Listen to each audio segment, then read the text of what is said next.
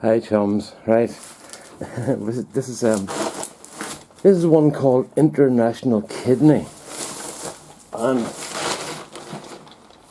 International Kidney is the name for Jersey Royal, which is a famous potato here. It's the earliest of the potatoes, and they're grown in Jersey in the Channel Islands between England and France. Very, very mild weather, but they're grown on slopes, so they've got really good drainage, and they're fertilised with seaweed, which gives them it's claimed it gives them a very distinctive taste.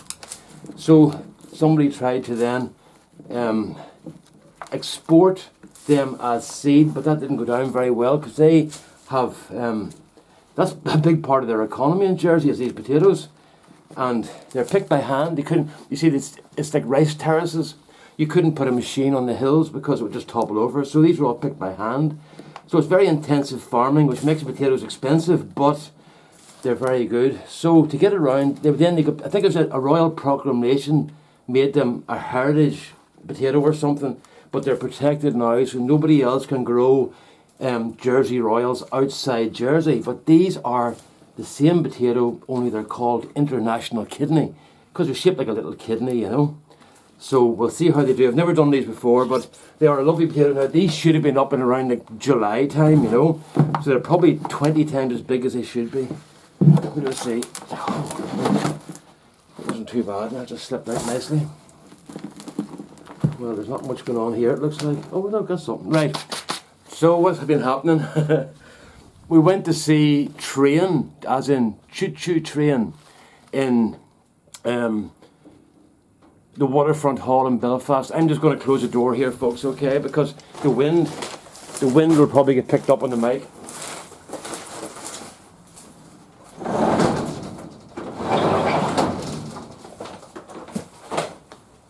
Right, that's me. I'm coming back now. By saying that, there are now 4 holes in the roof. Yes, that was... yeah, that was me walking on glass, and there's glass in the wee bucket here as well. I'm going to have to get rid of that there. You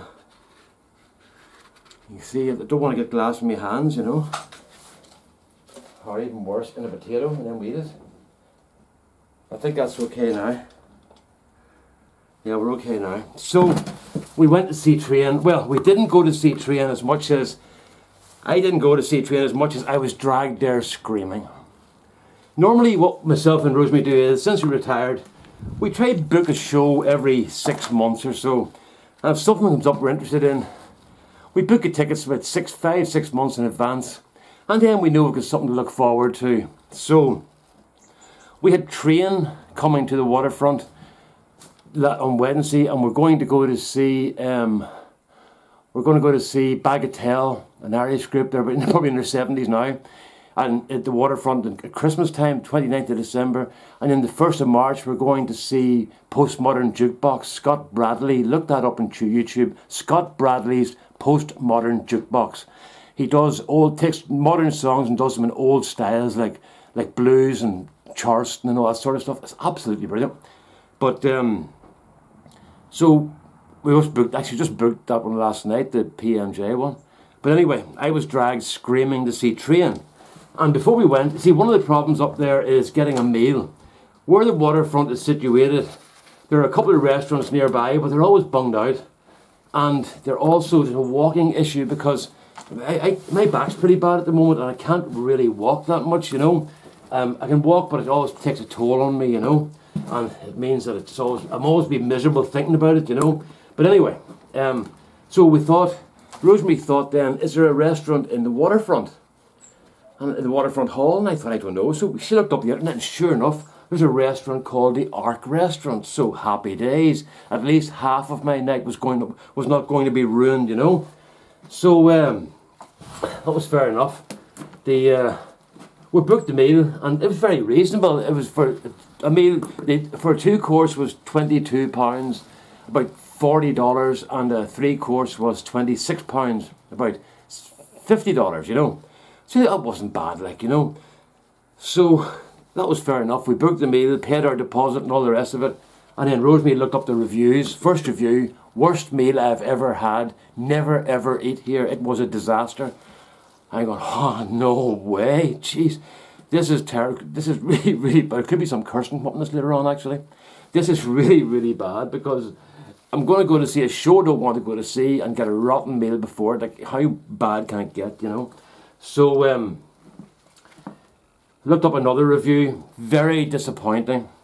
Will never eat here again. Then we picked up another couple. Excellent meal, very good. But you tend to concentrate on the ones that were most recent and the worst ones. You know, you can get 100 good reviews, but the one bad one's going to spoil everything. This is why eBay sellers are so terrified of getting less than 5 stars, because they're scared of their rating going down, you know, because everybody looks at the bad part. I do myself. When I look up eBay items, a seller, I look at their seller, their feedback, and the first thing I look at is their bad feedback to see what sort of problems they do have. I don't want to know if it's good or not. I want to know how bad it is, because I don't want to end up in the bad a lot, you know. So anyway, that's just how we are. So anyway, we thought, well, anyway, resigned myself to going. So we headed up to Belfast on Wednesday, which is only about a 20-mile drive from here, you know. And it was an easy enough drive, a bit heavy traffic in the city, but it was all going rightly. And we got to the restaurant and all the rest of it, and there was nobody there. And we thought, oh, this is not good. This is not good. There's nobody here. We're the only ones. Everybody knows about this shithole except us.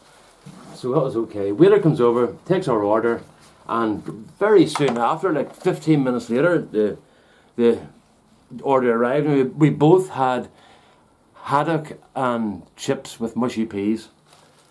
And out it arrived. It looked okay. And I took the first forkful, and it was absolutely delicious. It was brilliant. I looked at Rosemary and she went, what do you think of your fish? And I said, it's beautiful. She went, so's mine. It's cooked absolutely perfectly. We would eat fish a lot when we go out, you know. So we had our fish, and the chips, French fries were beautiful as well, and the peas were, there's a wee tiny hint of mint in the peas, I think. They were lovely. And then our dessert was vanilla ice cream with honeycomb and chocolate sauce. So I passed on the chocolate sauce. But when it came out, it was 3 scoops of beautiful vanilla ice cream, and on top of it was crumbled up honeycomb. It wasn't honeycomb ice cream, it was actual honeycomb types, like Yellowman we call it, you know. And it was really delicious. And then we had coffee after that. The whole deal cost about £50. What's that? About $90, I suppose, you know. $80. So it worked out really good, you know. So that was a good start to the meals, to the evening. So I wasn't that depressed then, you know. At least I had a good feed, you know. So we headed up into the auditorium around about 7:45, and the support act came on, and well, nobody's going to put on a support act that's better than they are, you know. So it was a bit like watching the X Factor, you know. Somebody on showing her range of her vocal cord range, and how versatile her throat was, or around here, how versatile her throat was, you know. Hey boy, watch yourself, right? I'll give you a kick in the throat. Or do you want your throat torn out, you know? So we drop the R sometimes and talk about throats. But anyway, she was doing her very best to impress us with her versatility. And we all clapped when we were supposed to and all the rest of it. Then there's another break, and about 10 minutes before it started, there were still 2 empty seats beside Rosemary. And she was sitting going, here, this is happy days, because I'm going to have a whole lot of elbow room here. Because you're always scared when you go to a theatre. See, I'm sneaky. When I go to a theatre, I always book the end seats. So the one beside me is Rosemary, and I have nobody else on the other side. Because I'm always scared of like some big gorilla coming in, or somebody that hasn't washed for 5 weeks. Now, it's never happened, but it's always in the back of my mind, you know. So she was sitting quite happy that these people hadn't bothered turning up for the show. And the next thing, she looked around, she went, there's Barbara. And I went, Barbara who? And she went, Brendan, how many Barbaras do you know? And I went, well, Shamey. She went, that's who I'm talking about. So my mate's wife and her sister arrived in and plunked in beside Rosemary and me. So it was quite a coincidence, you know. I'll tell you a bit more about that in a minute, you know. So that was great. The show started, and your man came out, Pat, whatever you call him, came out and started singing. And well, he wasn't bad, but I wasn't in the mood for it, and I was there under protest almost, and Rosemary knew I was there under protest. She kept saying, you'll like it, and I thought, I'm not like this, you know. So he sang the first song, and it was okay, you know. I thought, well, this guy seems to be pretty good at what he does, you know. They're not a bad band, you know. Then he sang the second song, and I thought, God, I think I recognise that song. And then he sang the third song, Bruises, and I went, yeah, I know that song really well. And then he started, and I discovered I knew almost the entire catalogue he sang that night, and I ended up having an absolutely brilliant night. It was one of the best concerts I've ever been to. That guy, Pat, whatever you call him, the lead singer, he knows how to work a crowd, and it was absolutely brilliant. He was really good, and I would go to see him again and again and again, because it was that good. I was really, really impressed. So, what was to be a disaster turned out to be really, really good. So I'm very happy about that, you know. So, then, the biggest issue of the night was getting home again, or getting out of the city, because everybody is coming out of the multi-storey car park, and everybody is coming in, loads of people coming in to pick people up at the roundabout at the multi-storey car park. So there were cars parked on the roundabout, and it was just a bit of a nightmare getting out. But the overall, it was a really, really good night. So I'm very happy about that. And what was to be a disaster, I mean, I've spent the last 6 months worrying about this, thinking to myself, this is going to be crap, I really don't want to go here. But it turned out to be a really good night.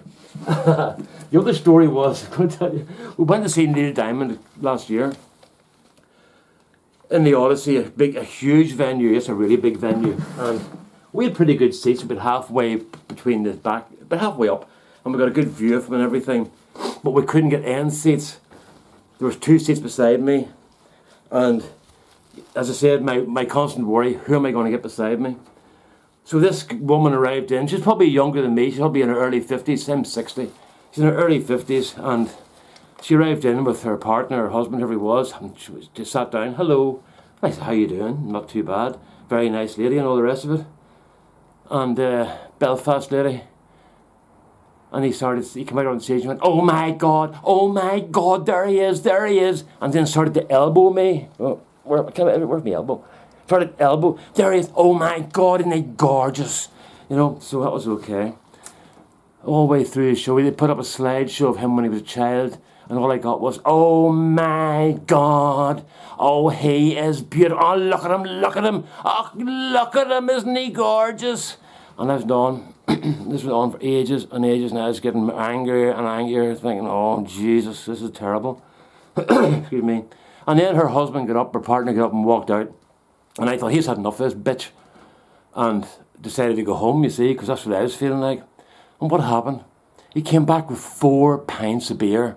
And I thought, oh, dear God, please don't put any more liquor into this fucking lunatic beside me. But he did.